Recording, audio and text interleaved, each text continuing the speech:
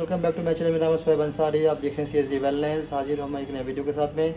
दोस्तों, ये है हमारे साथ doctor Amjad, physiotherapist, senior consultant हैं ये। और ये हमें आज बताएंगे कि MRI अगर किसी का डिस्क में कोई प्रॉब्लम हो बेसिकली, तो MRI कैसे देखें और ताकि हम उसको डायग्नोस कर पाएँ उसका क्या प्रॉब्लम है, नस में कंप्रेशन है या फिर जो कि डिस्क बल्ज है। है। तो इसके बारे में चलिए स्टार्ट करते हैं, फिर देखते हैं। ये वाला जो MRI हम देखेंगे, आज हम MRI के बारे में सीखेंगे। ये वाला MRI आपका 31 ईयर्स फीमेल का है। तो कभी भी हम डिस्क बल्ज आइडेंटिफाई करने की कोशिश करते हैं कि डिस्क बल्ज कैसे प्रेजेंट होता है, कैसे देखेंगे कि इसमें कौन से लेवल पे डिस्क बल्ज आपका प्रेजेंट है। तो जब भी हमारा रूल होता है कि जब भी हम ऊपर से नीचे की तरफ आते हैं तो हमारे वर्टिब्राज के गैप जो होते हैं बढ़ते जाते हैं। तो हम ऊपर से नीचे की तरफ आना शुरू किया, तो ऊपर से नीचे आते आते हमको पता चला कि हमारा ये वाला आपका लेवल जो है L4, L5 और S1 रीजन है। तो मैक्सिमम हम प्रॉब्लम जो स्टार्ट होती है ना लोअर बैक रीजन में L3, L4, L5 और S1 के बीच में होती है। या तो L4, L5 के बीच में होगा या तो L5, S1 के बीच में होगा। तो हमारा maximum problem L3, L4, L5 के अराउंड ही घूमती रहती है। तो यहाँ पे हम एक लाइन ड्रॉ करेंगे। एक लाइन जा रही है वर्टिब्राज के आउटसाइड में। जैसे ही मैंने यहाँ पे लाइन पास करते करते नीचे S1 के लेवल पे बढ़ा, तो देखा कि यहाँ पे ब्लैक किस कलर का मार्क दिख रहा है, और भी बहुत बड़ा, जबकि अदर वर्टिब्राज में उतना नहीं दिख रहा है। तो यहाँ पे ब्लैकिस इटोनेट करता है कि आपका यहाँ पे L4 और L5 के बीच में एक आपका डिस्क बल्ज पड़ा हुआ है, वो भी बहुत बड़ा सा डिस्क बल्ज है। देन आफ्टर आप आते हैं L5 के रीजन्स पे और S1 रीजन्स पे। तो L5 और S1 के आउटर साइड पे भी एक ब्लैकिश मार्क है, यानी कि एक छोटा सा डिस्क यहाँ पे भी पड़ा है। तो आपका L4 और L5 के रीजन पे भी एक डिस्क बल्ज है जो कि बड़ा डिस्क बल्ज है, और L5 और S1 के बीच में भी एक डिस्क पड़ा हुआ है जो कि छोटा सा डिस्क बल्ज है। तो हम आइडेंटिफाई कर लिए कि L4 और L5 रीजन्स पे डिस्क बल्ज है पेशेंट को, और L5 S1 पे भी छोटा सा डिस्क बल्ज है। यानी कि हमारा सारा प्रॉब्लम आइडेंटिफाई हो गया कि L4, L5 रीजन और L5, S1 रीजन में पेशेंट को प्रॉब्लम है।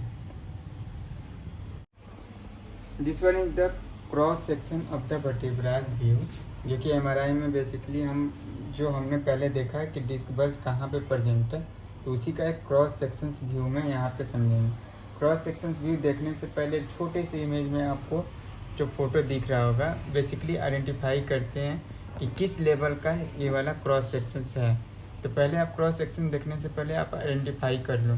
Suppose this one is the S1 region, L5, L4 और L3, यानी कि L2, L3 का एक क्रॉस सेक्शन व्यू है।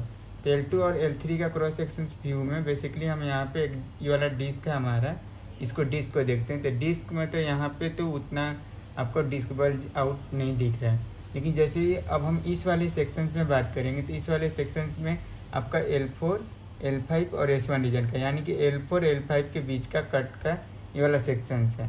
तो इस वाले सेक्शंस में देखेंगे तो इस वाले सेक्शंस में अब आप देख रहे हैं तो ब्लैकिश जो मार्क है बहुत ज़्यादा है L3 और L4 के रीजन से, यानी कि इस वाले जो वर्टिब्राज है L4, L5 के बीच के वर्टिब्राज में डिस्क बल्ज बहुत ज़्यादा है। देन इस वाले सेक्शंस, ये वाला सेक्शंस आपका L5 और S1 रीजन्स का है। तो L5, S1 रीजन्स में उतना ब्लैकिश मार्क नहीं दिख रहा है जितना कि इस वाले रीजन्स में दिख रहा है। यानी कि हमारा सबसे बड़ा डिस्क बल्ज जो प्रेजेंट है हमारा L4 और L5 के बीच में है। L5, S1 में उतना बड़ा डिस्क नहीं प्रेजेंट है, थोड़ा थोड़ा ब्लैकिश मार्क यहाँ पे भी दिख रहा है। यानी कि दो सेक्शंस जो हमने देखा, एक तो L4, L5 के बीच का और L5, S1 रीजन्स के बीच का।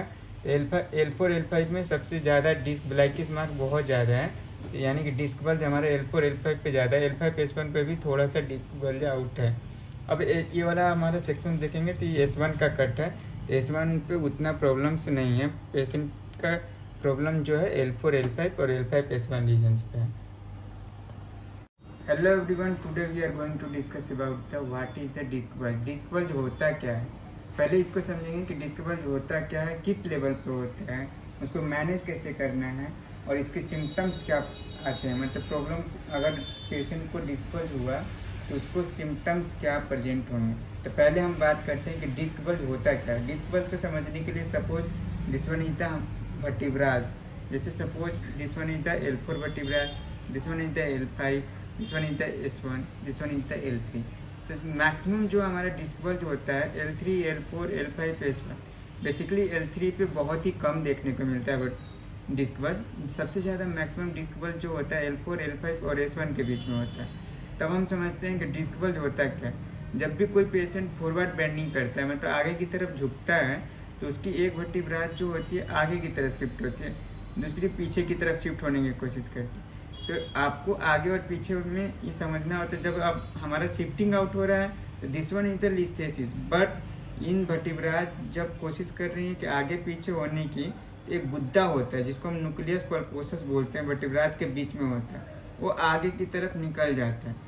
तो जब आप MRI देखेंगे तो उसमें देखेंगे कि गुद्दा जो है बाहर की तरफ निकला होता है, यानी कि ब्लैकिश मार्क दिखेगा L4, L5 या L5, S1 के बीच में, यानी कि जो गुद्दा है दोनों के बीच में, जिसको न्यूक्लियस पल्पोसस बोलते हैं, वो बाहर की तरफ शिफ्ट आउट हो जाता है। ऐसा कब होता है? जब कोई पेशेंट आगे की तरफ झुकता है, यानी कि फॉरवर्ड बेंडिंग किया, तो हमारा गुद्दा बाहर की तरफ निकलने की कोशिश करता है। ये एक बार में नहीं होता है। बेसिकली हमारा जब रिपीटेटिव मूवमेंट, यानी कि जब 4 से 5 बार 6 बार पेशेंट जो है आगे की तरफ झुकने लगा, झुकने की वजह से हमारा गुद्दा बाहर की तरफ निकल जाता है। तो इसको हम बोलते हैं डिस्क बल्ज, यानी कि बल्जिंग आउट हो जाना, बाहर की तरफ निकल जाना। अब हम समझते हैं कि डिस्क बल्ज क्यों होता है। जब भी आप आगे की तरफ झुक रहे हो रिपीटेटिव मूवमेंट में, तो हमारा डिस्क बल्ज होने के मैक्सिमम चांसेस है। कहाँ पे होता है? तो L4, L5, S1 रीजन्स पे मैक्सिमम चांसेज होते हैं होने के डिस्क बल्ज। अब हम समझते हैं कि इसके सिम्टम्स क्या होंगे, मतलब प्रॉब्लम्स क्या होगी पेशेंट को। तो पहला प्रॉब्लम जो होता है, जब पेशेंट आगे की तरफ झुकता है, डिस्क बल्ज आउट होता है, तो उसको सीवियर पेन होता है। जब भी वो आगे की तरफ झुक के कोई सामान उठाएगा, तो उस पेशेंट को L4, L5, S1 रीजन पे, यानी कि रीढ़ की हड्डी के निचले वाले हिस्से पे पेन बहुत ज़्यादा होगा। तीसरा सिम्टम्स कभी कभी देखने को मिलता है कि जब पेशेंट वो बैठता है और स्लाउच पोस्चर्स में, मतलब आगे की तरफ झुक के बैठता है, तब पर भी उसको पेन क्रिएट ज़्यादा होता है। ये तो हो गया कि आइडेंटिफाई करने का तरीका बेसिकली उसके पोस्चर्स और उसके कैरेक्टरिस्टिक्स से। अब आप अगर MRI कराते हो या एक्सरे कराते हो, तो उसमें प्रॉपर दिख जाता है कि किस लेवल पे पेशेंट को डिस्क बल्ज है। अब डिस्क बल्ज से बचना कैसे? डिस्क बल्ज से बचने का 3 तरीका होता है। एक तो आपका मेडिसिनल ट्रीटमेंट जो चल रहा है, मेडिसिन डॉक्टर्स ने दिए हैं आपको बहुत सारा, जैसे निकोक्सिया MR, अल्ट्रासेट, आधा गोली, कैल्शियम की टैबलेट चला दिया, कोई क्रीम लगा दिया कि मसल स्पाज्म वगैरह है तो मैनेज हो जाए। तो यह हमारा था मेडिसिनल ट्रीटमेंट। दूसरा होता है फिजियोथेरेपी ट्रीटमेंट। फिजियोथेरेपी ट्रीटमेंट में HWD, टेंस लगा के मशीनों द्वारा सेकाई करके हम मैनेज करते हैं। तीसरी जो चीज़ है हमारा पोस्चरल करेक्शन। सपोज आपको फॉरवर्ड फ्लेक्शंस में पेन हो, आगे की तरफ झुकने की वजह से जो डिस्क बल्ज आउट हुआ है, तो हमारे सारी एक्सरसाइजेज जो है स्पाइनल एक्सटेंशन एक्सरसाइज है। तो पेशेंट को हम बोलेंगे कि कभी भी जब वो खड़ा हो तो थोड़ा स्पाइन को एक्सटेंड करके रखे, यानी कि पोस्चरल करेक्शन। पहला था मेडिसिनल ट्रीटमेंट, दूसरा था फिजियोथेरेपी ट्रीटमेंट, तीसरा था पोस्चर एजुकेशन। पोस्चर को करेक्ट करा के हम इस डिस्क बल्ज को मैनेज करते हैं। Thank you so much.